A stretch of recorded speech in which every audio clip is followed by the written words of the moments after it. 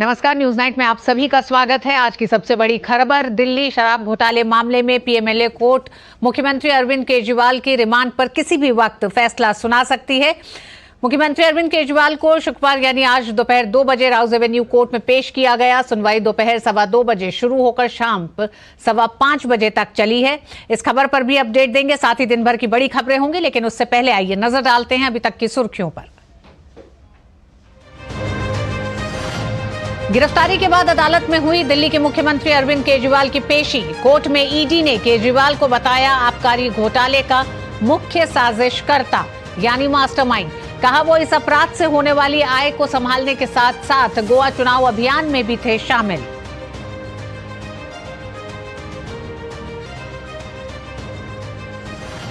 केजरीवाल की गिरफ्तारी के बाद दिल्ली में सियासत तेज, आम आदमी पार्टी का विरोध प्रदर्शन। गिरफ्तारी को बताया राजनीति से प्रेरित। बीजेपी ने बताया केजरीवाल को शराब घोटाले का सरगना। कहा कोई भी भ्रष्टाचारी बख्शा नहीं जाएगा। केजरीवाल को पद से हटाने की मांग को लेकर दिल्ली हाई कोर्ट में जनहित याचिका दायर।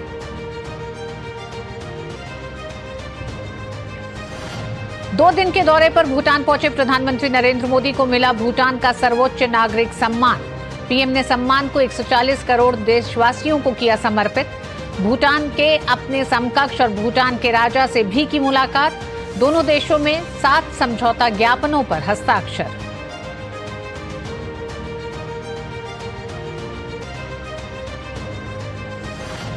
मध्य प्रदेश के धार में भोजशाला परिसर के एएसआई सर्वे की शुरुआत। खुदाई वाली जगहों को एएसआई की टीम ने किया चिन्हित। सर्वे के खिलाफ मुसलमान पक्ष की याचिका तुरंत सुनने से सुप्रीम कोर्ट ने किया इनकार।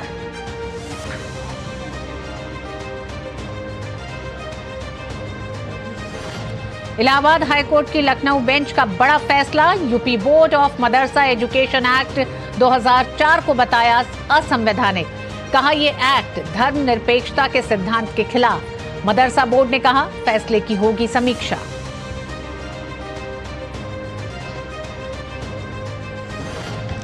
लोकसभा चुनाव के लिए सरगर्मियां तेज। बीजेपी की चौथी सूची में पुडुचेरी और तमिलनाडु से लोकसभा उम्मीदवारों के नाम जारी।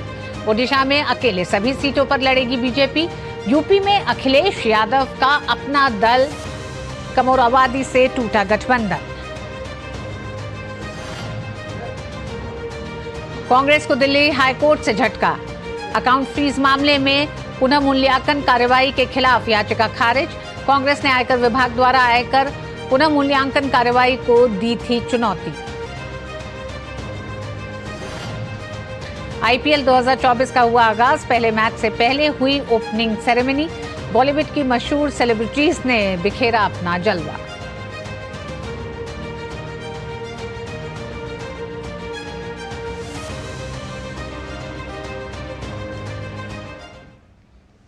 शराब घोटाले में गुरुवार रात गिरफ्तारी के बाद दिल्ली के मुख्यमंत्री अरविंद केजरीवाल की आज अदालत में पेशी हुई। इस दौरान ईडी ने केजरीवाल की 10 दिन की रिमांड मांगी है। कोर्ट में ईडी ने केजरीवाल को आबकारी घोटाले का मुख्य साजिशकर्ता बताया और कहा कि वो इस अपराध से होने वाली आय को संभालने के साथ साथ गोवा चुनाव अभियान में भी शामिल थे। कुछ ही देर में केजरीवाल की रिमांड पर फैसला आने वाला है। गुरुवार को केजरीवाल की गिरफ्तारी के बाद ईडी ने उन्हें दिल्ली की राउज एवेन्यू कोर्ट में पेश किया। ईडी ने अदालत से जहां केजरीवाल की 10 दिन की रिमांड मांगी, वहीं केजरीवाल के वकील ने इसका विरोध किया। ईडी की ओर से अतिरिक्त सॉलिसिटर जनरल एसवी राजू ने कहा कि मुख्यमंत्री आबकारी घोटाले के मुख्य साजिशकर्ता हैं। नई आबकारी नीति इस तरह बनाई गई थी कि इससे रिश्वत लेने और रिश्वत देने का रास्ता खुल सके और लोगों से पैसा वसूलने में आसानी हो। ईडी ने कहा कि मुख्यमंत्री सीधे तौर पर आबकारी नीति बनाने में शामिल थे। वह अपराध से होने वाली आय को संभालने के साथ साथ गोवा चुनाव अभियान में भी शामिल थे। ईडी के वकील ने यह भी कहा कि आरोपी विजय नायर केजरीवाल के नजदीक दिल्ली सरकार के मंत्री कैलाश गहलोत को दिए गए घर में रह रहा था। नायर ने साउथ ग्रुप और आप के बीच बिचौलिए का काम किया। आरोपी शरद रेड्डी के बयान से पता चलता है कि केजरीवाल ने नीति के बदले साउथ ग्रुप से रिश्वत की मांग की। बदले में दिल्ली में शराब का पूरा कारोबार साउथ ग्रुप के हाथों में सौंप दिया गया। हालांकि अरविंद केजरीवाल के वकील ने ईडी की दलीलों का विरोध किया। इससे पहले केजरीवाल ने अपनी गिरफ्तारी के खिलाफ सुप्रीम कोर्ट में दायर याचिका अचानक वापस ले ली। अरविंद केजरीवाल के वकील अभिषेक मनु सिंघवी ने कहा कि हमें जो बात कहनी है वो निचली अदालत में जाकर कहेंगे। इसके बाद सुप्रीम कोर्ट ने याचिका वापस लेने की इजाजत दे दी। उधर प्रवर्तन निदेशालय भी अरविंद केजरीवाल के बाद सुप्रीम कोर्ट पहुंचा और एससी में एक कैविएट दाखिल कर सुप्रीम कोर्ट से कहा कि कोई फैसला सुनाने से पहले हमें सुना जाए। केजरीवाल की गिरफ्तारी और उसके जुड़े तमाम घटनाक्रमों पर दिन भर सियासत भी चलती रही। केजरीवाल की गिरफ्तारी के बाद आम आदमी पार्टी के कार्यकर्ताओं में काफी नाराजगी देखने को मिली। आप के कार्यकर्ताओं ने देश के अलग अलग राज्यों में गिरफ्तारी के विरोध में प्रदर्शन किया। सुरक्षा के मद्देनजर दिल्ली में भारी पुलिस बल तैनात किए गए थे। आम आदमी पार्टी के तमाम नेताओं को प्रदर्शन के दौरान हिरासत में ले लिया गया। भाजपा जहां केजरीवाल पर हमला बोल रही है तो केजरीवाल और उसके सहयोगी भाजपा को निशाने पर ले रहे हैं। शराब घोटाले के किंगपिन, पापी आपके कन्वीनर अरविंद केजरीवाल की गिरफ्तारी एक मजबूत संदेश देती है हर उस भ्रष्टाचारी को जिसको ये गुमा है कि वो कानून से ऊपर है। आज कानून अपना कार्य कर रहा है और कट्टर बेईमान अरविंद केजरीवाल की गिरफ्तारी के बाद जनता में खुशी की लहर है। दिल्ली वाले भी ये कह रहे हैं कि ऐसे भ्रष्टाचारी कमीशन खोर के खिलाफ ये सख्त कार्रवाई हुई है, ये लोकतंत्र और न्याय की जीत है। साजिशन गिरफ्तारी हुई अरविंद केजरीवाल जी की, ये भारतीय जनता पार्टी के राजनीतिक इतिहास की सबसे बड़ी और आखिरी भूल साबित होगी। ये मैं बड़ी जिम्मेदारी से कह रहा हूं। भाजपा करने की कोशिश कर रही है, वो इस भय से कर रही है कि उनको दिख रहा है कि आगामी लोकसभा चुनाव में हार का सामना उन्हें करना पड़ेगा। उन्हें दिख रहा है कि अरविंद केजरीवाल उनके इकलौते प्रिंसिपल चैलेंजर हैं जो जानते हैं कि भारतीय जनता पार्टी के राजनीतिक अहंकार को कैसे कुचला जा सकता है। I call upon the Supreme Court to actually take suo motu cognizance of what has happened. It is very clear that what is happening is violative of the spirit of democracy, which the Supreme Court has repeatedly affirmed is part of the basic structure of the Constitution, and therefore the court has every right to stop the government from taking any action that has a material effect on the elections. Short of an imminent law and order crisis like a riot about to break out, no government servant, no investigative agency has any right to interfere with the workings of democracy. इस बीच दिल्ली के मुख्यमंत्री अरविंद केजरीवाल को पद से हटाने की मांग को लेकर दिल्ली हाईकोर्ट में जनहित याचिका दायर की गई है। खुद को किसान और सामाजिक कार्यकर्ता बताने वाले सुरजीत सिंह यादव ने याचिका दायर की है। उनका कहना है कि वित्तीय घोटाले के आरोपी को मुख्यमंत्री के पद पर नहीं बने रहना चाहिए। विकास सारथी, कुमार आलोक, धीरज, उर्मिलेश और मुकेश के साथ bureau report, DD news. Arvind Kejriwal की गिरफ्तारी कई ऐसी यादों को ताजा कर रही है। 2011 के भ्रष्टाचार विरोधी आंदोलन से उभरकर आम आदमी पार्टी की स्थापना करने वाले अरविंद केजरीवाल कभी भ्रष्टाचार के खिलाफ ही आग उगलते थे। 2011 में तत्कालीन कांग्रेस के नेतृत्व वाले यूपीए शासन पर बड़े पैमाने पर भ्रष्टाचार के आरोप लगाने वाले अरविंद केजरीवाल उस समय हर नेता को भ्रष्टाचारी कहते थे और उनके पास हजारों दस्तावेज और भ्रष्टाचारी नेताओं की लंबी लिस्ट हुआ करती थी। लेकिन आज वो ही भ्रष्टाचार के आरोपों में गिरफ्तार हो चुके हैं। आज हमारे देश की जो राजनीति हो गई है, सत्ता से पैसा, पैसे से सत्ता, सत्ता से पैसा, पैसे से सत्ता, इसी चक्रव्यूह को तोड़ने के लिए तो हम लोग राजनीति में जा रहे हैं। ये हैं 13 साल पहले रामलीला मैदान में इंडिया अगेंस्ट करप्शन के बैनर तले देश को भ्रष्टाचार से मुक्ति दिलाने का नारा देने वाले अरविंद केजरीवाल। 13 साल में आंदोलनकारी से दिल्ली के मुख्यमंत्री का सफर तय करने वाले अरविंद केजरीवाल की हालत क्या हो गई है, ये इन दोनों तस्वीरों से साफ समझा जा सकता है। भ्रष्टाचार के खिलाफ संकल्प के साथ आगे बढ़ने वाले केजरीवाल इतनी जल्दी भ्रष्टाचार के आरोपों में ही गिरफ्तार हो जाएंगे, ये किसी ने सोचा नहीं था। 2011 के भ्रष्टाचार विरोधी आंदोलन से उभरकर आम आदमी पार्टी की स्थापना करने वाले केजरीवाल कभी भ्रष्टाचार के खिलाफ ही आग उगलते थे। 2011 में तत्कालीन कांग्रेस के नेतृत्व वाले यूपीए शासन पर बड़े पैमाने पर भ्रष्टाचार के आरोप लगाने वाले केजरीवाल उस समय हर नेता को भ्रष्टाचारी कहते थे और उनके पास हजारों दस्तावेज और भ्रष्टाचारी नेताओं की लंबी लिस्ट थी। अगर केजरीवाल चोर है, केजरीवाल भ्रष्टाचारी है, तो इस दुनिया में कोई ईमानदार नहीं है। सत्ता में आने के 10 साल बाद भी केजरीवाल अब उन आरोपों पर कुछ नहीं बोलते हैं। विडंबना ये भी है कि कभी सच उगलवाने के लिए सोनिया गांधी की गिरफ्तारी की मांग करने वाले केजरीवाल खुद ईडी के समन से बचते रहे और आखिरकार गिरफ्तार हो गए। बंद कर दो एसीबी, अगर तुमसे जांच नहीं होती तो जांच करानी है, सोनिया गांधी को गिरफ्तार करो, 2 दिन उसका इंटेरोगेशन करो, देखो पता चल जाएगा किस किसने रिश्वत लिया। तमाम बातें करने वाले केजरीवाल लगातार ये कहते रहे कि जो भी भ्रष्टाचार करेगा वो जेल जाएगा, चाहे वो खुद हों या मनीष। लेकिन जब उनके ऊपर आरोप लगे तो वो इसे विरोधियों की साजिश बताने लगे और मौका चुनावों का था तो कभी केजरीवाल की विरोधी रही कांग्रेस अब शराब घोटाले में ही केजरीवाल का बचाव करने लगी है। लेकिन विडंबना ये है कि इस घोटाले की शिकायत खुद कांग्रेस की ही ओर से की गई थी। कांग्रेस भले ही अरविंद केजरीवाल की गिरफ्तारी में राजनीति खोज रही है, लेकिन उनके नेता अजय माकन ने सन 2023 में इस शराब घोटाले की सभी कड़ियां लोगों के सामने खोली थीं और कहा था कि अरविंद केजरीवाल ने शराब घोटाले में कम से कम 100 करोड़ की रिश्वत ली है। लिकर स्कैम सीधे सीधे अब ये एस्टैब्लिश हो गया है कि कम से कम 100 करोड़ की रिश्वत ली गई है और उसके अंदर फेस टाइम के ऊपर केजरीवाल से बिजनेसमैन से बात कराई गई और बिजनेसमैन से बात कराने के बाद होलसेल डीलर्स को, जो प्राइवेट होलसेल डीलर्स हैं, उनको 12% कमीशन 5% से बढ़ाकर के 12% कमीशन ये करी गई और उसके अंदर शर्त ये रखी गई कि 6% किकबैक आम आदमी पार्टी और केजरीवाल को दिया जाएगा। और मनी ट्रेल भी एस्टैब्लिश हो गया है कि वो पैसा 100 करोड़ रुपए गोवा के इलेक्शंस के अंदर आप पार्टी ने इस्तेमाल किया और कांग्रेस के खिलाफ में किया, क्योंकि जो वोट वहां पर उनको मिले वो कांग्रेस के खिलाफ में मिले। शराब घोटाले में अरविंद केजरीवाल की गिरफ्तारी पर उनके गुरु और समाज सेवी अन्ना हजारे ने भी बड़ा बयान दिया है।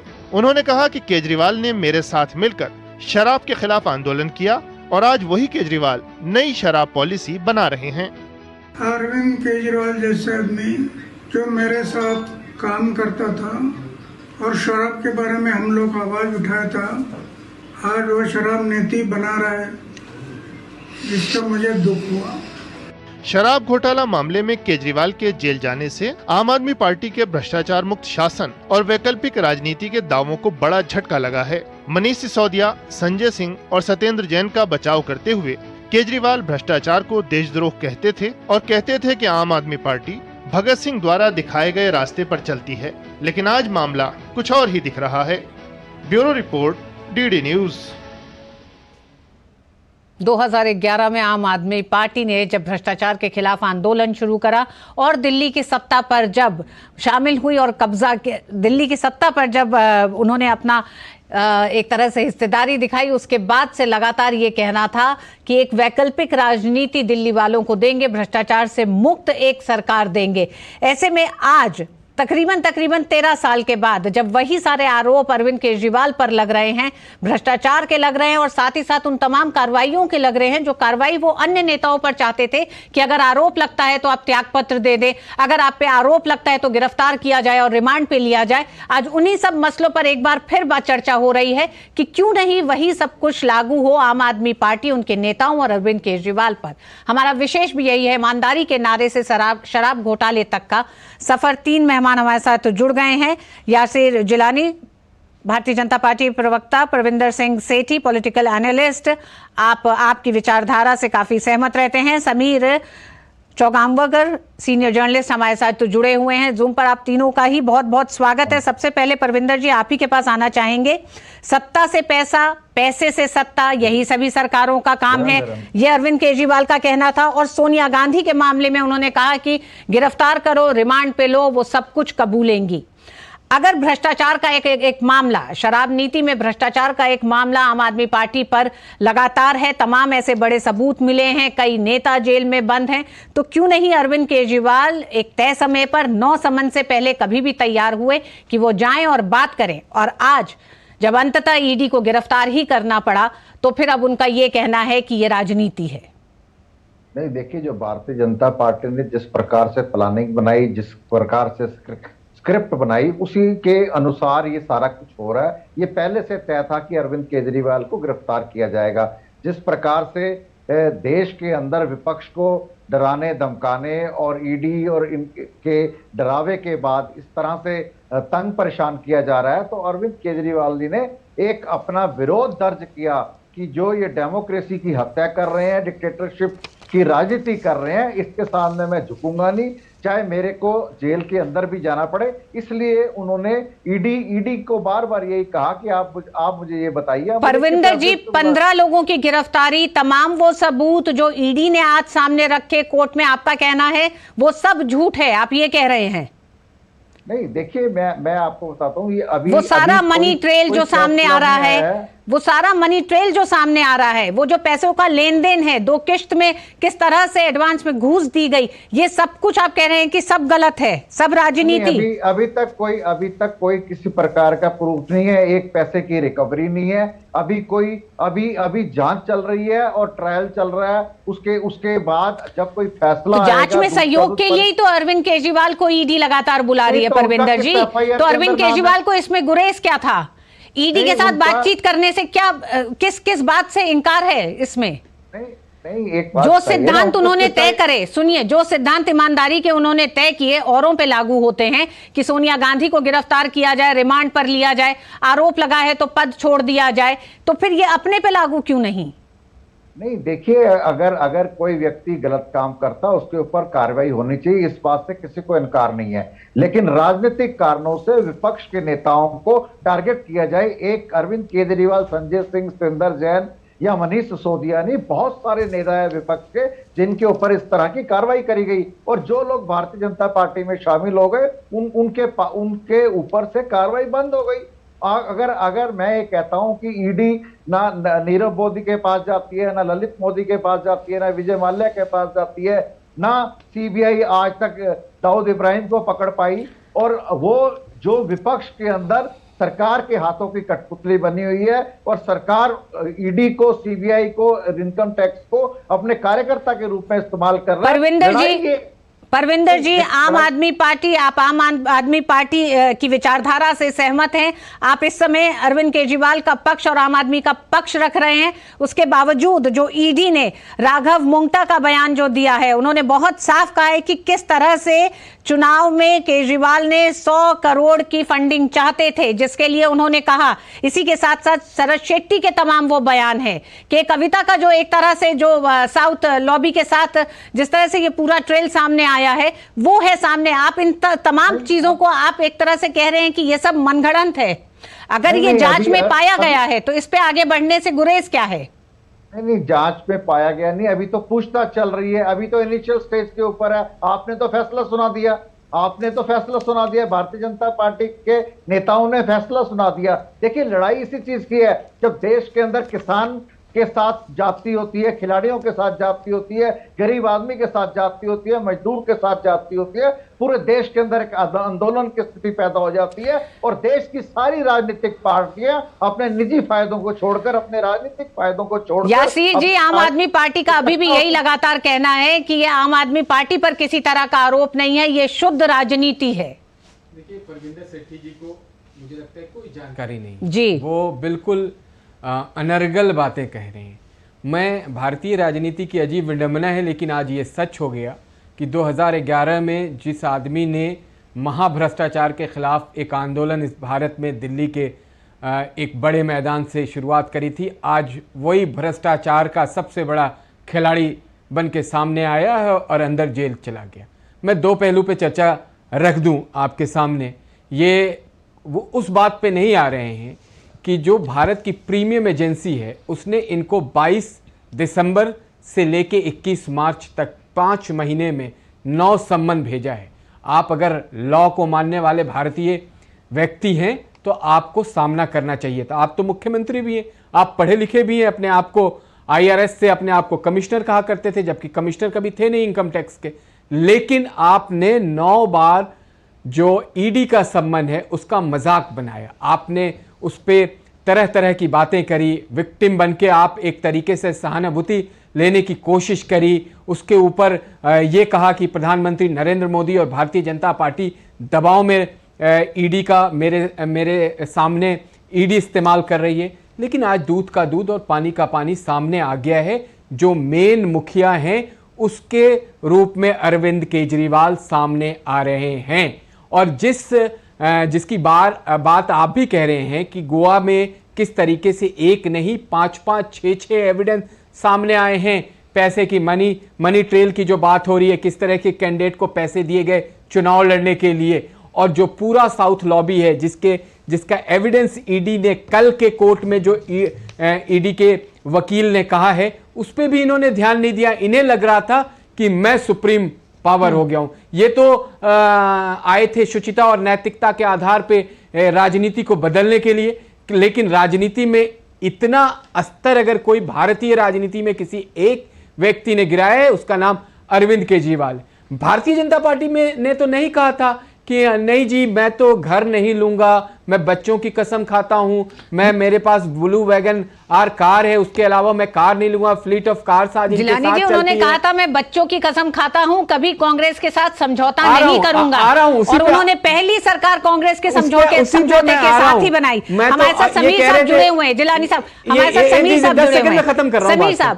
जिलानी साहब आती हूँ। समीर साहब, कई ऐसे वादे जो 2011 से लेकर आज तक अरविंद केजरीवाल करते रहे, चाहे वो भ्रष्टाचार को लेकर हो, चाहे ईमानदाराना सरकार को लेकर हो, उन दोनों एक तरह से मोर्चों पर विफल साबित होते हुए सामने दिखाई दे रहे हैं। लेकिन ईडी ने जिन तथ्यों को आज रखा है और लगातार, चाहे वो मनीष सिसोदिया की गिरफ्तारी हो, उस दौरान जो तथ्य सामने आए और अभी तक भी जिस तरह से तमाम गवाहों ने जो सच बताया है, क्या आपको लगता है कि अरविंद केजरीवाल आज की तारीख में उन्हें अब एक शुचिता का एक नया उदाहरण पेश करते हुए, इस जांच में सहयोग करते हुए अपना इस्तीफा भी देना चाहिए और इससे क्लीन चिट लेके बाहर निकलना चाहिए? अब लेकिन निश्चित रूप से मुझे ऐसा लगता है कि जब मनीष सिसोदिया गिरफ्तार हुए थे और आज 13 महीने हो चुके हैं, मनीष सिसोदिया को हाई कोर्ट से और सुप्रीम कोर्ट से बेल नहीं मिल पा रही है। संजय सिंह भी गिरफ्तार हो चुके हैं, उन्हें भी बेल नहीं मिल पा रही है। यह पूरी एक्साइज पॉलिसी अरविंद केजरीवाल के देख रेख पर उनके नेतृत्व में बनाई गई थी। और जिस तरीके से के कविता की गिरफ्तारी हो गई, और जब आज ईडी ने कहा है कि के कविता ने बताया है कि 300 करोड़ रुपए का हैंडओवर का पूरा मामला है, इसके अंदर गोवा चुनाव में पैसा लगा है, मुझे ऐसा लगता है कि अरविंद केजरीवाल को जिस दिन ईडी का नोटिस आया था उसी दिन अरविंद केजरीवाल को जांच एजेंसी के सामने पेश हो जाना चाहिए था। देखिए, आप एक मुख्यमंत्री, आप जांच एजेंसियों के सामने पेश होने का नोटिस आता तो आपको होना चाहिए। प्रधानमंत्री नरेंद्र मोदी भी जब गुजरात के मुख्यमंत्री थे तो जांच एजेंसी के सामने पेश हुए थे। देश के गृह मंत्री जो अभी है अमित शाह जी, वह भी जांच एजेंसी के सामने उन्होंने फेस किया था। उमा भारती ने इस्तीफा दे दिया था जब जांच एजेंसी उनके ऊपर बैठी थी। येदियुरप्पा ने इस्तीफा दे दिया। लाल कृष्ण आडवाणी ने हवाला की डायरी में आते ही संसद से इस्तीफा दे दिया था कि जब तक मैं बाहर नहीं निकलूंगा मैं चुनाव नहीं लड़ूंगा। ऐसे ढेरों उदाहरण है कि जब मुख्यमंत्रियों ने इस्तीफा दे दिया था। अरविंद केजरीवाल किस तरह की राजनीति देश के सामने लेकर आना चाहते हैं? मुझे लग रहा है कि अरविंद केजरीवाल अब देश की जनता के सामने एक्सपोज होते जा रहे हैं। और इन्होंने अच्छा किया कि 9 बार समन मिलने के बाद भी वो ईडी के सामने पेश नहीं हुए। वो मुख्यमंत्री जेल में जाने के बाद भी मुख्यमंत्री बने रहे तो वो जनता के सामने और एक्सपोज हो गए कि जो व्यक्ति देश के अंदर ईमानदारी, शुचिता की बात कर राजनीति में आया था, वह व्यक्ति आज भ्रष्टाचार में लिप्त होने के बाद, गिरफ्तार होने के बाद भी इस्तीफा देने की हिम्मत नहीं कर पा रहा है। मुझे लग रहा है दिल्ली की जनता और देश की जनता अब ये देख भी रही है, समझ भी रही है, और अरविंद केजरीवाल की जो ईमानदारी का नकाब था वह अब उतर भी रहा है। और आज जिस हिसाब से मुझे लग रहा है कि लगातार ईडी ने उनको समन भेजने के बाद भी उपस्थित नहीं हुए, केजरीवाल की नैतिक जिम्मेदारी बनती है वो इस्तीफा दे, जांच का सामना करे, और जब वो इस केस से बरी हो जाए वो तब मुख्यमंत्री बने। वो सिर्फ मुख्यमंत्री भी नहीं है, वो आम आदमी पार्टी के संयोजक भी है। और अरविंद केजरीवाल कहते हैं मैं जेल में मुख्यमंत्री बनूंगा। क्या जेल के अंदर कैबिनेट की बैठक करेंगे? क्या जेल के अंदर ब्यूरोक्रेट्स को मीटिंग करेंगे?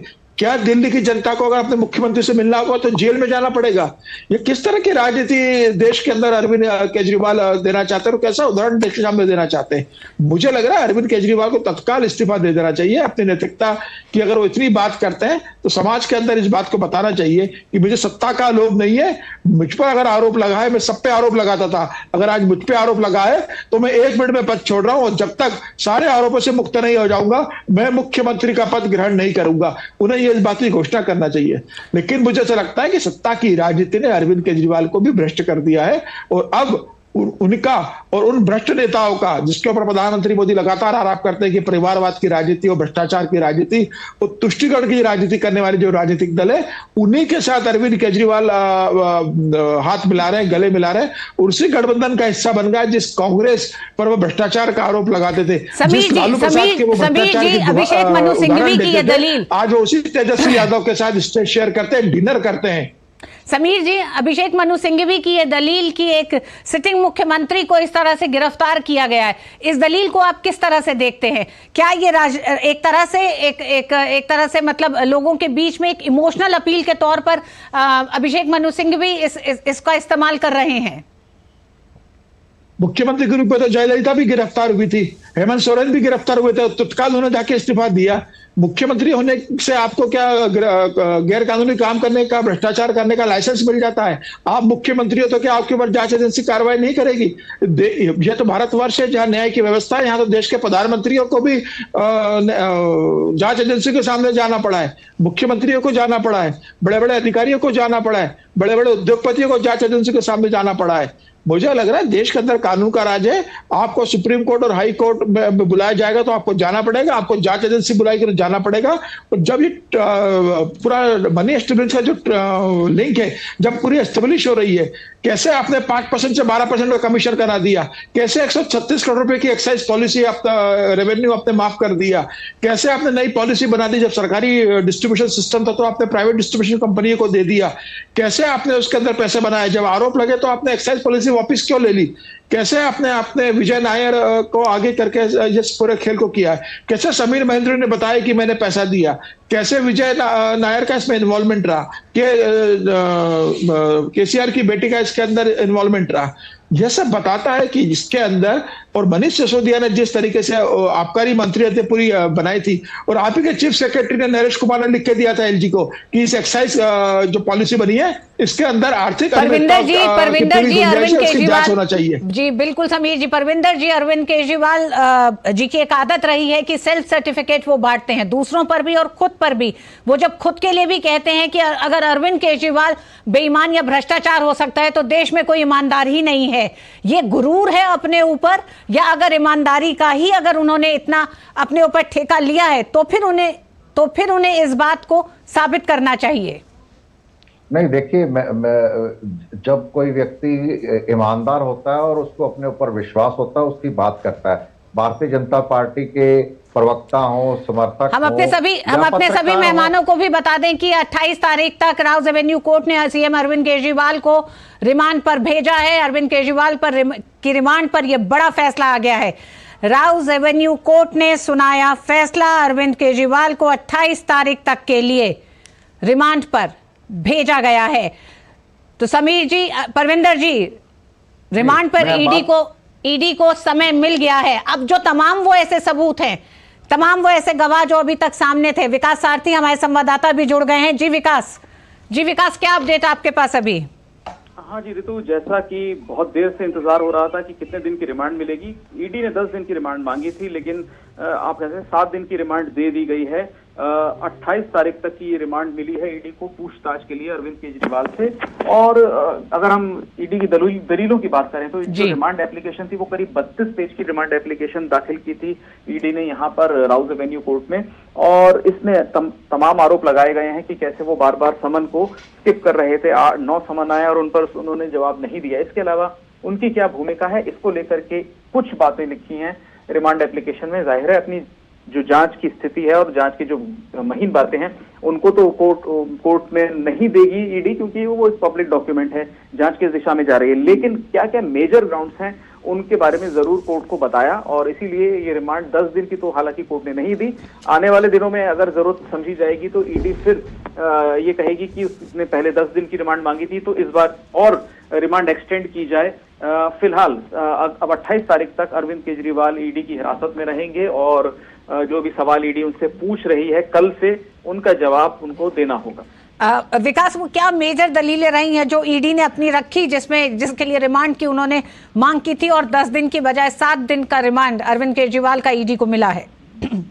ईडी की दलीलें जहां तक थी वो ये कि अरविंद केजरीवाल इस पार्टी के कन्वीनर हैं, सबसे महत्वपूर्ण आदमी हैं। जिस पार्टी को लगातार ये बात कही जा रही कि पार्टी को पैसा मिला है दक्षिण भारत की कुछ कंपनियों को फायदा पहुंचाने के लिए। आबकारी नीति में इस तरह के बदलाव कर दिए गए कि जो एग्जिस्टिंग उस समय के छोटे ट्रेडर्स थे वो बाहर हो गए और कुछ कंपनियां जिनके पास बहुत बड़ा जिनका वॉल्यूम था, बिजनेस था उनके पास, उनकी एक मोनोपोली बनाई गई दिल्ली में। और इससे जो उन कंपनियों को फायदा हुआ, उस फायदे को रिश्वत के तौर पर आम आदमी पार्टी को भेजा गया, नगद के तौर पर इसको मनी लॉन्ड्रिंग के जरिए भेजा, ये ईडी का आरोप है।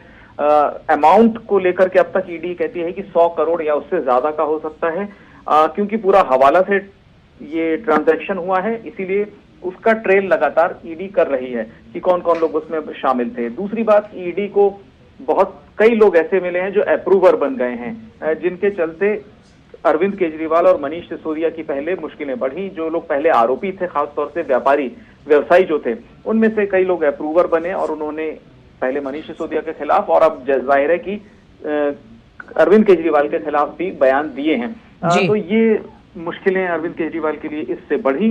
सबसे बड़ा बदलाव हमने देखा जब के कविता को अरेस्ट कर लिया ईडी ने, उसके बाद शिकंजा अरविंद केजरीवाल के ऊपर कसा। और अब ये होगा कि आने वाले दिनों में आमना सामना कराया जाएगा आरोपियों का और डॉक्यूमेंट्स दिखाए जाएंगे कि ये इन डॉक्यूमेंट्स पर सीएम का क्या कहना है। जो दस्तावेज अभी ईडी की कस्टडी में है, उस पूरे और आइए सीधे जी विकास आप हमारे साथ बने रहिएगा। आइए सीधे रुख करेंगे कुमार आलोक का, राउज एवेन्यू कोर्ट पर मौजूद हैं कुमार आलोक। कुमार, 7 दिन की रिमांड मिल गई है अरविंद केजरीवाल की ईडी को, क्या अपडेट, यहां से अब कहां लेके जाया जाएगा अरविंद केजरीवाल को? देखिए, ये बहुत ही ऐतिहासिक निर्णय है कोर्ट जो राउज एवेन्यू का जो कोर्ट है, और जिस तरीके से कल से यानी कि कल 7 बजे के बाद से आप 24 आवर्स सेवअप हो गया है और उसके बाद से जो घटनाक्रम हुआ है उसमें ये आशा जताई जा रही थी और हमने अपने लाइव शो में और हमने अपने लाइव चैट में बराबर पहले भी कहा था कि ये केस सिमिलर है। अगर केजरीवाल पे ये केस नाफिज किया गया है तो उसके पहले के जो के कविता पर जो केस है, संजय सिंह पर जो केस है और मनीष सिसोदिया पर जो केस है बिल्कुल मिलता जुलता था और ऐसी प्रबल संभावना थी कि रिमांड पर लेगी इनको ईडी। और कोर्ट ने वही निर्णय सुनाया जो बाकी के जो आरोपी हैं उन पर कोर्ट ने सुनाया था। हमारे साथ धीरज है। धीरज, बताइए कि कैसे कैसे ईडी ने अपना पक्ष रखा, उसके बाद उनके वकीलों ने, अरविंद केजरीवाल के वकीलों ने रखा, उसके बाद फिर ईडी ने ये कहा कि जब उनका पक्ष हो जाए उसके बाद हमें भी अपना पक्ष रखने का दोबारा मौका दिया जाए, दोबारा उनको मौका दिया जाए। उसके बाद कोर्ट ने ऑर्डर लिया और कम से कम 2.5 घंटे लगे फैसला लेने में। आप बताएं प्रोसेस कैसे कैसे हुआ? देखिए, बिल्कुल आपने सही कहा। सबसे पहले हम जो अभी का जो फैसला आया है, इस फैसले को कल की कड़ी से हम जोड़ने की कोशिश करते हैं। कल जबकि 2:30 बजे अरविंद केजरीवाल के ऊपर हाई कोर्ट का फैसला आया तो उस फैसले में आया कि आपको ईडी के सामने आपको पहुंचना है, ईडी को आपको जवाब देना है। उसी समय लगभग ये तय हो गया था कि कहीं न कहीं गिरफ्तारी की तलवार अरविंद केजरीवाल पर लटक सकती है, क्योंकि जबकि हाईकोर्ट ने यह फैसला सुनाया, हाईकोर्ट के फैसले के बाद ईडी ने कुछ जो कोर्ट में ने कुछ डॉक्यूमेंट पेश किए हैं और उस डॉक्यूमेंट से ऐसा लग रहा था कि कुछ ऐसे साक्ष्य ईडी ने पेश किए हैं जिसके आधार पर कहीं ना कहीं जो कुछ साक्ष्य पेश हुए हैं उसके आधार पर गिरफ्तारी की तलवार लटक सकती है। और भले ये 24 घंटे का समय बीता है, जबकि कल शाम हम लोग सभी जानते हैं कि 7 बजे शाम को अरविंद केजरीवाल के घर ईडी पहुंची और 9 बजे उनको गिरफ्तार करके ले गई। देखिए, उसी कड़ी के आधार पर आज कोर्ट में पेशी हुई अरविंद केजरीवाल की और लगभग 2 बजे के आसपास पेशी हुई। और 2 बजे जो पेशी हुई उस पेशी में जो अरविंद केजरीवाल की तरफ से जो 3 वकील हैं वो पेश हुए और 3 वकील ने अरविंद केजरीवाल को बचाने के लिए अपने तर्क पेश किए। ईडी ने पहले ही कह रखा था राउज एवेन्यू कोर्ट में कि जो भी दलीलें होगी उस दलील को सुनने के बाद ईडी का भी पक्ष रखा जाए, ईडी के भी पक्ष को समझा जाए। और बाद में जबकि दोनों पक्षों की सुनवाई होती है, एक तरफ अरविंद केजरीवाल का के पक्ष के वकील और दूसरी तरफ ईडी पक्ष के वकील, और दोनों पक्षों, ईडी के पक्ष से सॉलिसिटर जनरल, तो दोनों पक्ष से जबकि वार्ता होती है, उस वार्ता के बाद आखिर में ईडी जो सबूत पेश करती है उस सबूत के आधार पर ये तय हो गया कि जरूर कहीं न कहीं अरविंद केजरीवाल की रिमांड मिल सकती है। हालांकि ईडी राउज एवेन्यू कोर्ट से इस समय अरविंद केजरीवाल को लेके जाया जा रहा है सीधे ईडी के दफ्तर। आलोक हमारे साथ बने हुए हैं। आलोक, यहां से अरविंद केजरीवाल को ईडी के दफ्तर लेके जाया जाएगा, उसके बाद 28 तारीख तक रिमांड पर वो रहेंगे। तो आगे क्या ये जो तमाम अप्रूवर जो हुए हैं, जिसमें दिनेश अरोड़ा है, जिसमें समीर महेंद्रू हैं, इन सब से भी 1 to 1 एक तरह से सामने लाकर जो उन लोगों ने तमाम गवाही दी है उसको एक तरह से पुष्ट किया जाएगा अरविंद केजरीवाल के साथ? बिल्कुल, अरविंद केजरीवाल से तो पूछताछ किया जाएगा। पूछताछ पहले भी किया गया है इन 24 घंटों के अंदर, और अब जो अरविंद केजरीवाल से पूछताछ होगा और जितने भी और गिरफ्तार हुए हैं इस केस में, मनीष सिसोदिया हो, चाहे संजय सिंह हो, चाहे और भी नायर हो, तो इनको सामने बिठा करके, यानी राउंड टेबल कॉन्फ्रेंस कहते हैं जिसको, गोलमेज सम्मेलन, तो गोलमेज सम्मेलन होगा और एक दूसरे से पूछा जाएगा, एक दूसरे से इंटरोगेट करेगी ईडी। सबसे पहले ये इस घटना के बाद रितु जी, सबसे ज्यादा इंपॉर्टेंट चीज ये हो गया है कि अब जो आतिशी ने कहा था कि जेल से सरकार चलाएंगे केजरीवाल, तो अब आप आम आदमी पार्टी के नेता अपने बयानों से पलटने लगे हैं, कहा कि ऐसा नहीं कहा था, बात को बतंगड़ बनाया जा रहा है। तो ये संकेत भी लग रहे हैं कि अरविंद केजरीवाल को इस्तीफा देना होगा मुख्यमंत्री पद से। और अब आम आदमी पार्टी के अंदर ये चर्चा शुरू, और सूत्रों की माने तब, कि अब वो प्लेटफॉर्म तैयार करने की कोशिश हो रही है जिससे आम आदमी पार्टी के ऊपर जो संकट आया है उससे फिलहाल आप क्या समझते हैं कि केजरीवाल अब इस्तीफा दे सकते हैं? आलोक आपने सही कहा, एक तरीके की जो तस्वीर उससे पहले रुक करेंगे मुकेश का, क्योंकि मुकेश इस समय ईडी दफ्तर पर हैं, हमारे साथ उर्मिलेश भी जुड़ रहे हैं। उर्मिलेश इस समय अरविंद केजरीवाल के दफ्तर पे हैं। सबसे पहले मुकेश के पास जाना चाहेंगे। मुकेश, अब से और थोड़ी देर में ईडी दफ्तर पहुंच रहे हैं अरविंद केजरीवाल। 7 दिन की रिमांड मिल गई है, ईडी जो चाहती थी उसे हासिल हुआ है। तमाम वो गवाह हैं जिनको लेकर अब तक जो चीजें सामने आई हैं, लगातार 15 गिरफ्तारियां हो चुकी हैं, इसमें 700 से ज्यादा सम्मन दिए जा चुके हैं, तो कई ऐसे सबूत ईडी के सामने हैं। अब ईडी ने मास्टरमाइंड कहा है अरविंद केजरीवाल को इस पूरे शराब घोटाले में। ऐसे में क्या आपको लगता है ईडी के लिए बड़ी उपलब्धि, ये 7 दिन बेहद महत्वपूर्ण रहेंगे?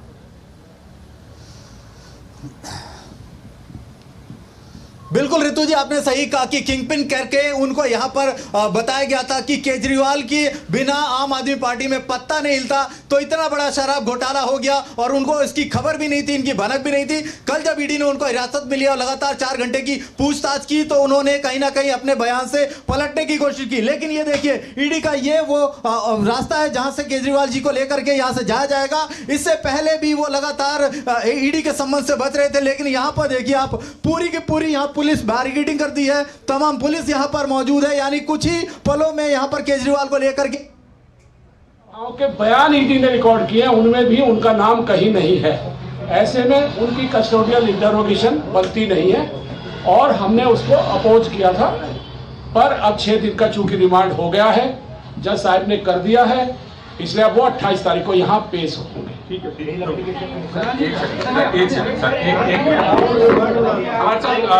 नहीं, अरे यार, तो मेरी जिम्मेदारी है और किसी जिम्मेदारी? अरविंद केजरीवाल की तरफ से जी मुकेश अरविंद केजरीवाल की तरफ से वो बच सकते हैं और उन जी मुकेश अपनी बात पूरी करें। जी बिल्कुल, वो कैसे बच सकते हैं? वो 11 जो बड़े सवाल हैं उनके जवाबों से वो कैसे पूछ सकते हैं? और साथ ही साथ इसकी ऑडियो और वीडियो रिकॉर्डिंग की जाएगी, जो भी सवाल जवाब होंगे। साथ ही साथ संजय सिंह और सत्येंद्र जैन और जो भी लीडर हैं, के कविता मुख्य जो इसमें उनके सहयोगी हैं, विजय नायर, जिन्होंने पूरे के पूरे इस ग्रुप को मिलाया, एक साथ इनकी मीटिंग कराई, वीडियो कॉन्फ्रेंसिंग के जरिए इनकी मुलाकात कराई। केजरीवाल कई बार सबूत मिटाते हुए भी यहाँ वो पूछ सकते हैं कि आपने जो एविडेंस थे उनको क्यों मिटाया? SMS है, चैट है उनके पास, उसके बिना पर वो सवाल करेंगे कि उस दिन जब उनको वीडियो कॉल पे चैट के मद्देनजर जोड़ा गया था, जब ये लोग बैठे थे साउथ में और ये पूरा का पूरा माजरा रचा जा रहा था, तो केजरीवाल क्यों शामिल थे? अगर उन्हें पता नहीं था तो मनीष सिसोदिया के कंटेक्स्ट में क्यों थे? क्या केजरीवाल को पता नहीं था कि इतना बड़ा जो स्कैम है वो रचा जा रहा है और वो उसके मुख्य सूत्रधार हैं? 4 रिपोर्टर हमारे लगातार इस पूरी खबर पे बने हुए हैं। विकास हमारे साथ जुड़े हुए हैं। विकास, अब रिमांड पर लेने के बाद अभी सीधे अरविंद केजरीवाल जा रहे हैं ईडी के दफ्तर, और उसके बाद उन्हें कहां रखा जाएगा और किस तरह से आगे अब ईडी के लिए ये 7 दिन किस किस तरह की कार्रवाई ईडी करेगी? क्योंकि ईडी के पास कई अप्रूवर इस समय हैं जिन्होंने कुछ पुख्ता जानकारियां दी हैं। बिल्कुल, देखिए, उनका आज मेडिकल करा ही दिया गया था, तो वो एक प्रक्रिया पूरी हो चुकी है। अब उनको ईडी के दफ्तर में रखा जाएगा, ईडी का जो लॉकअप है वहां उनको रखा जाएगा, पूछताछ की जाएगी। जैसा भी मुकेश भी बता रहे थे कि कई लोग इसमें अप्रूवर बन चुके हैं, खासतौर से जो व्यवसायी थे उनमें से ज्यादातर लोग अप्रूवर बन चुके हैं। उनके बयानों से देखिए ईडी के पास क्या है, पूरा एक क्वेश्चनायर होता है। अरविंद केजरीवाल इसलिए भी बच रहे थे कि ईडी की जांच कहां तक पहुंच चुकी है। अब एक प्रश्नावली दी जाएगी, अरविंद केजरीवाल के सामने रखी जाएगी, उनके जवाब मांगे जाएंगे और फिर जहां जहां पर वो बाकी लोगों के बयान से मिलान नहीं होता है, मैच नहीं होता है, वहां पर उनको फिर काउंटर क्वेश्चंस किए जाएंगे। और जब इसके बाद भी अगर मिसलीड करने का आरोपी कभी कोशिश करता है तो फिर उसके बाद दोनों आरोपियों को आमने सामने बैठा करके भी पूछताछ की जाती है। ये सारी चीजें ईडी आने वाले दिनों में कर सकती है। 7 दिन की ईडी के पास हिरासत है, पर्याप्त समय है। हालांकि ईडी का यह कहना है कि जिस पैमाने पर यह पूरा स्कैम हुआ है, एक इस तरह का व्हाइट कॉलर क्राइम है जिसमें मनी को ट्रेस करना, जो कैश हवाला के जरिए आया उसको ट्रेस करना एक बड़ी कवायद है। तो 10 दिन की कस्टडी इसीलिए मांग रही थी कि अरविंद केजरीवाल की भूमिका को पूरी तरह ईडी खंगालेगी कि आखिर उन्होंने किन किन फैसलों में उनकी सीधे सीधे भागीदारी थी या सीधे सीधे अब उनको यह कह दिया है कि वही मुख्य सूत्रधार थे। आज कोर्ट में यह बात कही गई कि वही की कॉन्स्पिरेटर थे। तो ये अब उनके लिए मुश्किलें बढ़ेंगी आने वाले दिनों में। विकास आपको थोड़ा सा थामते हैं, सीधे चलते हैं भारतीय जनता पार्टी की प्रेस कॉन्फ्रेंस में, जहां स्मृति ईरानी इस समय प्रेस कॉन्फ्रेंस कर रही हैं। अच्छा, हम रुक करेंगे स्मृति ईरानी का, लेकिन उससे पहले विकास, आज दिन भर की जो प्रोसीडिंग रही है, जिस तरह से ईडी ने तमाम वो बातें रखी हैं और ईडी ने उन बयानों को भी रखा है जिसमें साउथ ग्रुप में मिडलमैन की भूमिका में जिस तरह से विजय नायर थे, घपले का क्या एक पूरा गोवा कनेक्शन है, साथ ही साथ उन आइए सीधे रुक करते हैं स्मृति ईरानी का इस समय भारतीय जनता पार्टी मुख्यालय पर। आज संवैधानिक पद पर विराजमान सुचिता का हवाला देने वाला एक व्यक्ति किस प्रकार से प्रशासनिक तंत्र के माध्यम से भ्रष्टाचार को परिभाषित करेगा, उसका ब्यौरा मिला अरविंद केजरीवाल और उनके कृत्यों के माध्यम से। मीडिया की एजेंसीज और जो वर्तमान में ऑनलाइन दस्तावेज मौजूद हैं, ये सभी दस्तावेज और मीडिया चैनल्स पर प्रसारित कुछ तथ्य दिल दहला देने वाले हैं। आज कोर्ट में जब ये तथ्य प्रस्तुत किया गया कि अरविंद केजरीवाल द्वारा चिन्हित विजय नायर के सौजन्य से कुछ विशिष्ट शराब कंपनियों ने बैठकर शराब की पॉलिसी बनाई, तो अरविंद केजरीवाल जी के किसी भी वकील ने इस तथ्य का खंडन नहीं किया। आज कोर्ट में कुछ बैंक ट्रांजैक्शंस का विशेष उल्लेख हुआ। एक बैंक ट्रांजैक्शन ऐसा जिसके अंतर्गत समीर महेंद्रू 1 करोड़ की राशि मेसर्स राधा इंडस्ट्रीज में ट्रांसफर करते हैं। दूसरा, कोर्ट में जो मीडिया की एजेंसीज के माध्यम से दस्तावेजों में ध्यान में आता है, विजय नायर को समीर महेंद्रू 2 से 4 करोड़ रुपया देते हैं। इसका भी अरविंद केजरीवाल ने खंडन नहीं किया, ना ही अपने आप को इससे दरकिनार किया। आज कोर्ट में सीबीआई और इंडियन पीनल कोड के अंतर्गत, पीएमएलए के अंतर्गत जितने केसेस दाखिल हुए थे और जो विविध कोर्ट्स के सम्मुख पेश हुए, उसके खिलाफ भी अरविंद केजरीवाल के लॉयर्स ने कोई स्पेसिफिक मंतव्य नहीं दिया। ऐसा अगर आप ऑनलाइन लीगल प्रोसीजर्स को रिपोर्ट करने वाली एंटिटीज का भी खाका पड़े तो ध्यान में आता है। केस के कुछ तथ्य हैं जो जानकारी में आता है कि आज कोर्ट के सम्मुख प्रस्तुत हुए। एक कि 4/9/2020 दिल्ली सरकार एक एक्सपर्ट कमेटी बनाती है। उस कमेटी का बनना, ये ऑर्डर देने वाले, इशू करने वाले व्यक्ति का नाम है मनीष सिसोदिया। एक्सपर्ट कमेटी को चेयर करते हैं तब के एक्साइज कमिश्नर, और इस कमेटी ने 13/10/2020 अपनी रिपोर्ट सबमिट की, ऐसा जानकारी में आता है। एक्सपर्ट कमेटी की रिपोर्ट 31 दिसंबर 2020 में सार्वजनिक की जाती है और 14,671 फीडबैक्स आते हैं। ये सब अरविंद केजरीवाल जी की काउंसिल ऑफ मिनिस्टर्स में कैबिनेट मीटिंग में 5/2/2021 में प्रस्तुत होते हैं ताकि इसे एग्जामिन किया जाए। जो ग्रुप ऑफ मिनिस्टर्स बनता है उसमें 3 मुख्य लोग हैं, मनीष सिसोदिया, सत्येंद्र जैन, कैलाश गहलोत।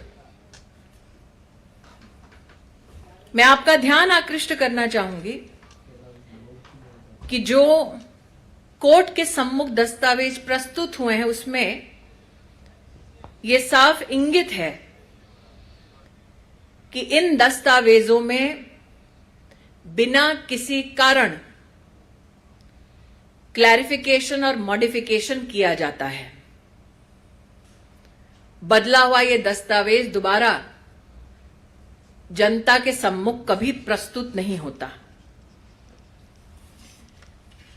कुछ तथ्य ऐसे जिनसे अरविंद केजरीवाल जी ने आज कोर्ट में अपने लॉयर्स के माध्यम से एक बार भी अपने आप को दरकिनार नहीं किया। एक, मनीष सिसोदिया के अपने सेक्रेटरी ने 7 दिसंबर 2022 में ये कबूल किया कि मनीष सिसोदिया ने सी अरविंद नामक उस सेक्रेटरी को केजरीवाल के घर बुलाया, 30 पेज का डॉक्यूमेंट दिया। जब इस व्यक्ति को अरविंद केजरीवाल के घर बुलाया गया तब कमरे में मनीष सिसोदिया, सत्येंद्र जैन और अरविंद केजरीवाल उपस्थित थे।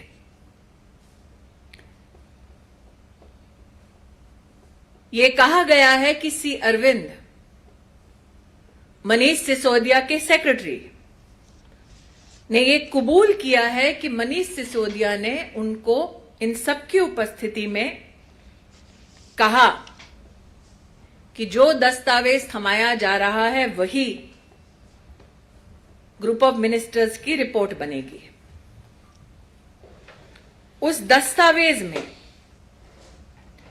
कैसे शराब की कंपनियों को लाइसेंस मिलेगा, कितना प्रॉफिट मार्जिन होगा, ये सारे तथ्य थे।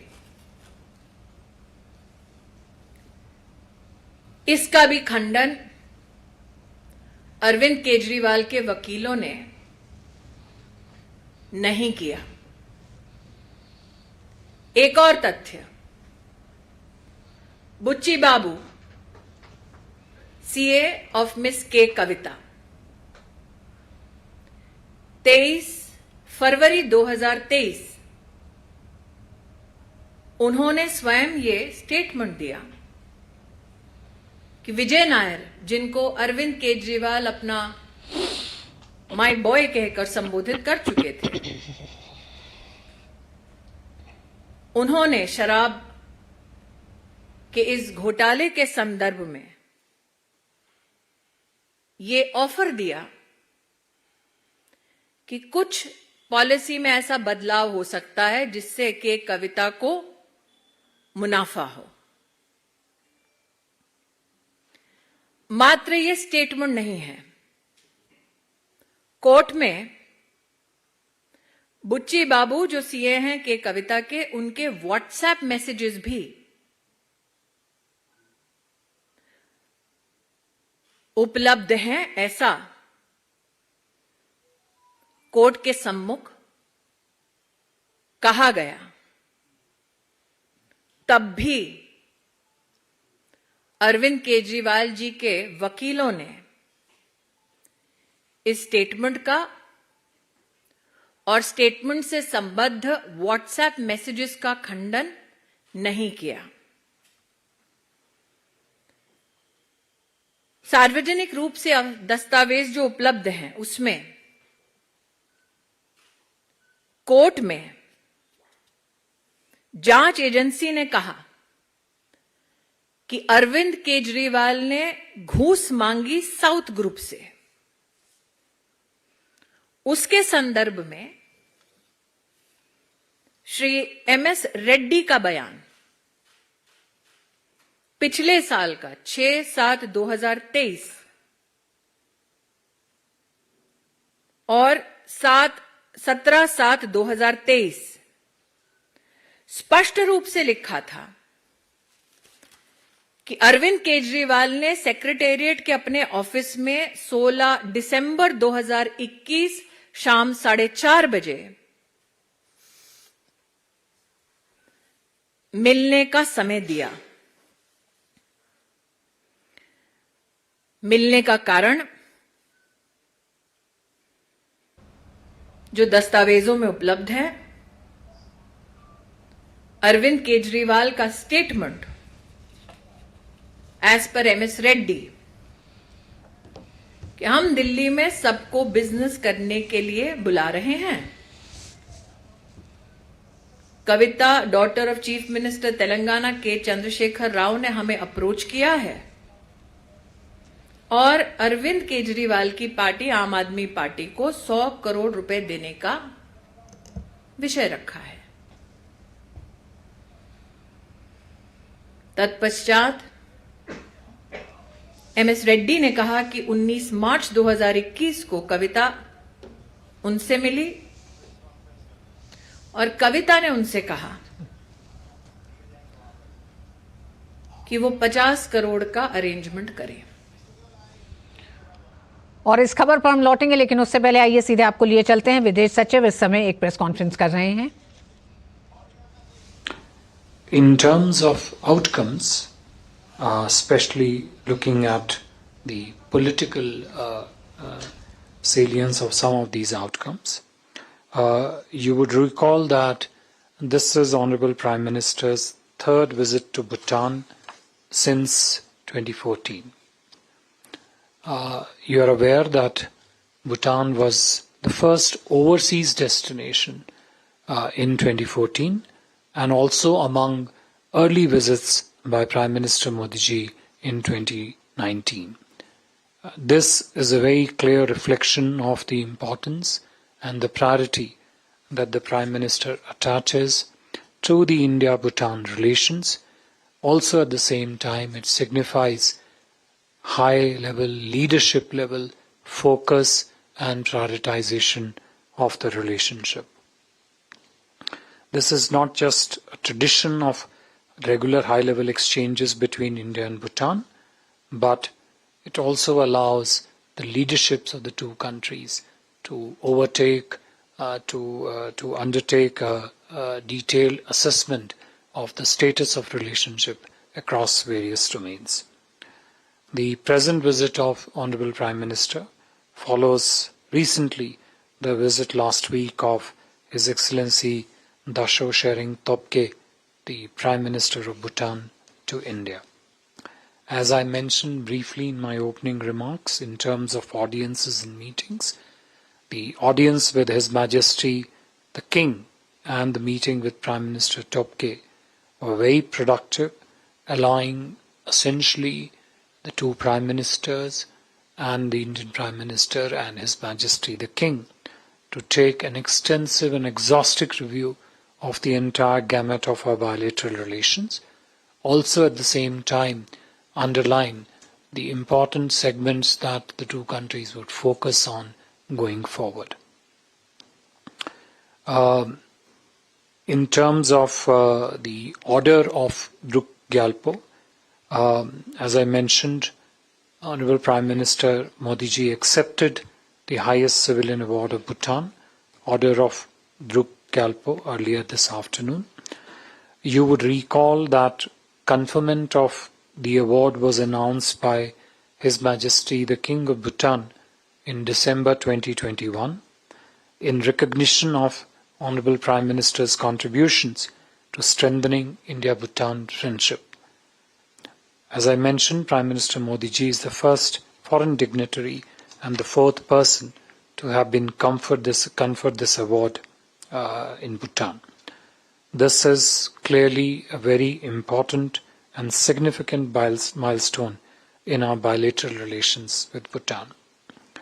Earlier today, we have released the joint vision statement, an overall joint vision document, and also a specific one with regard to elements of India-Bhutan partnership in the hydropower sector.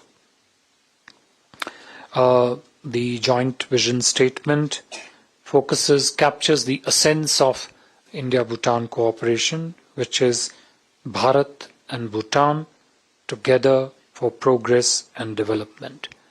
It not only captures the ongoing discussions at the highest level of the leadership, including the recent visits of His Majesty the King of Bhutan to India last year, as I mentioned, most recently the visit of Honorable Prime Minister of Bhutan last week to India, and of course the current ongoing visit of the Honorable Prime Minister. Besides, the joint statement also underlines and sketches out the broad directions of India-Bhutan relationship at present and also the focus areas of priority going forward. It also spells out our approach to take forward the bilateral cooperation in various areas.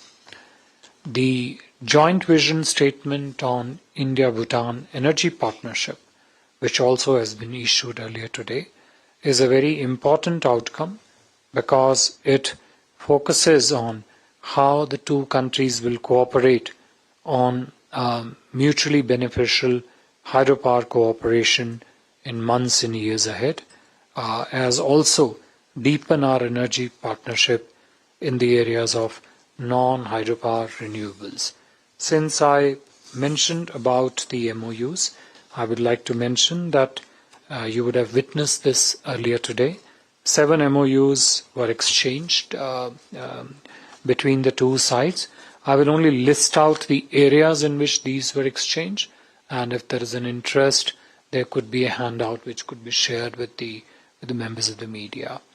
The one MOU is on general supply of petroleum oil lubricants, POL products from India to Bhutan. Second is agreement between Food Safety and Standards Authority of India and Bhutan Food and Drug Authority, is essentially for recognition of export inspection and certification system. It's essentially a trade facilitation measure that essentially brings about an ease of trade between the two economies. Third, the MOU on cooperation in the field of energy efficiency and energy conservation measures. In the area of sports and youths, in the field of recognition and acceptance of Indian pharmacopoeia in Bhutan, space cooperation, and agreement for national knowledge network between the two countries. Besides a document on the rail links between the two countries was also initialed earlier today. Another very significant outcome for India-Bhutan relationship from this ongoing state visit of Prime Minister was the announcement by the Prime Minister and the government that the Government of India will be supporting the 13th five-year plan of Bhutan to the tune of rupees 10,000 crores. This assistance for the 13th five-year plan of 10,000 crore also includes India's support for Bhutan's economic stimulus package. As you are aware, India has been the largest development partner of Bhutan since the inception of Bhutan's first five-year plan process.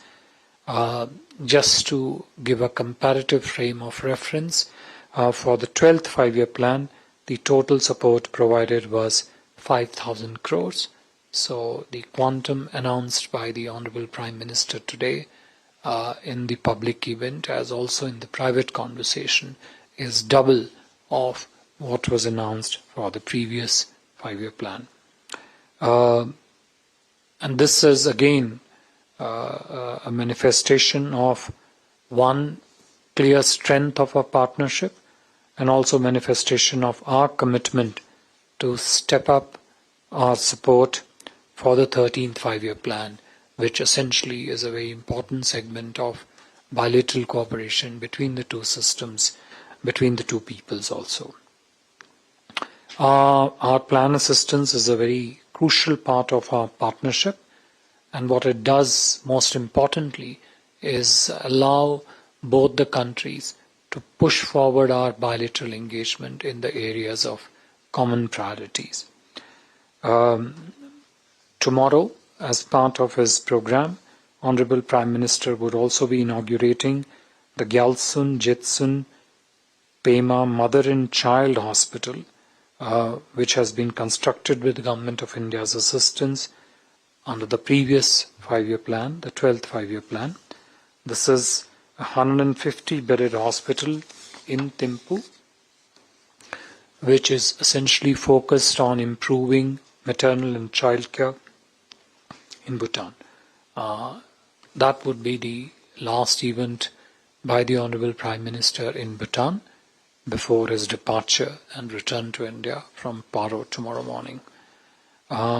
You would notice that the extent of the depth and the level of discussions during this ongoing state visit, various elements of the program, substance of the outcome, clearly points to the wide, extensive and deep range of India-Bhutan partnership across various areas of economic engagement, whether it's energy partnership. I talked about Hydropower Vision document, trade and commerce.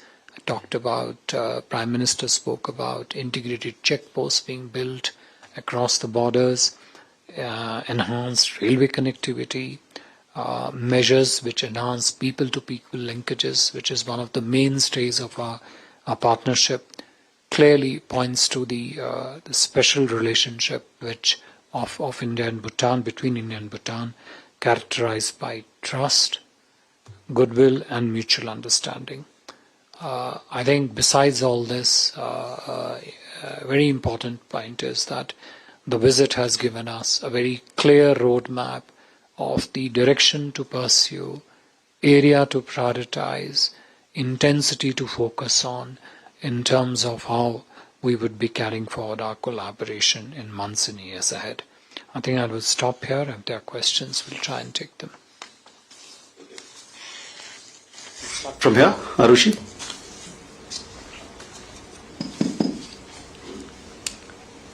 Sir, good evening. This is Ayush Shegwal from ANI. I have two questions. प्रधानमंत्री नरेंद्र मोदी 2 दिवसीय भूटान यात्रा पर हैं। PM को शुक्रवार को यानी आज भूटान का सर्वोच्च नागरिक सम्मान से सम्मानित किया गया। विदेश सचिव विनय क्वात्रा ने थिम्पू में प्रेस वार्ता में कहा कि पीएम ने भूटान के पीएम और किंग से मुलाकात की। दोनों देशों का संयुक्त घोषणा पत्र द्विपक्षीय संबंधों को मजबूत बनाता है। दोनों देशों का फोकस ऊर्जा क्षेत्र में साझेदारी को मजबूत करने की दिशा में बड़ा कदम है। 7 समझौता ज्ञापनों पर दोनों देशों के बीच हस्ताक्षर हुए हैं।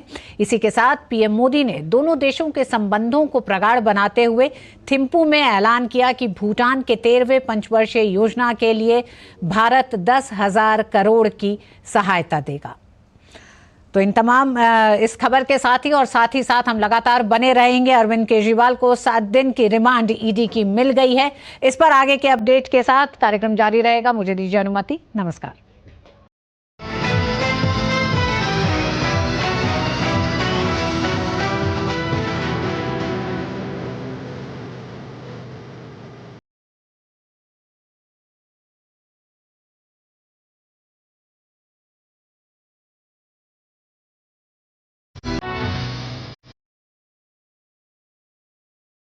न्यूज 9 के प्रायोजक हैं वंडर सीमेंट इस्तेमाल कीजिए, फर्क नजर आएगा।